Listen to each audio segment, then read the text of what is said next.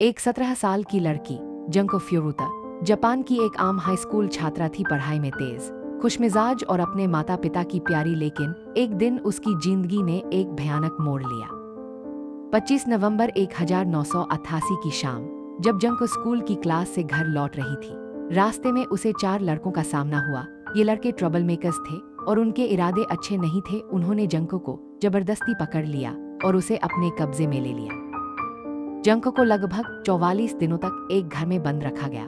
इस दौरान उसके साथ मानसिक और शारीरिक रूप से अत्याचार किया गया। उसे खाना पीना सीमित दिया गया और उसकी जिंदगी डर और पीड़ा में बीत रही थी। उसने कई बार मदद की कोशिश की, लेकिन कोई उसकी मदद के लिए नहीं आया। इन 44 दिनों में जंको ने अपनी हिम्मत नहीं खोई। उसने सोचा कि अगर वह जीवित रही तो किसी दिन से 4 जनवरी 1989 को जंको फ्यूरुता की मौत हो गई। उसके कैप्टर्स ने उसका शरीर घर के पास रखा और बाद में अथॉरिटीज ने उसे ढूंढा। उसके परिवार और पुलिस ने देखा कि इतनी हिम्मत और सहनशीलता के बावजूद अपराध और अत्याचार ने उसे रोक लिया। पुलिस ने चारों लड़कों को पकड़ लिया। ये लड़के किशोर थे, इसलिए उन्हें कम सजा मिली। कोर्टरूम में फोरेंसिक एविडेंस, विटनेसेस और सबूतों की वजह से उन्हें जेल की सजा दी गई। यह केस जापान के इतिहास के सबसे डरावने जुवेनाइल क्राइम्स में से एक माना जाता है।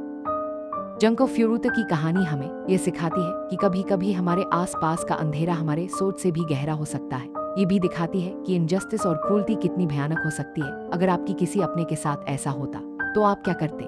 जंको की कहानी दर्दनाक है, लेकिन हमें सच को याद रखने और इंसाफ के लिए लड़ने की प्रेरणा देती है।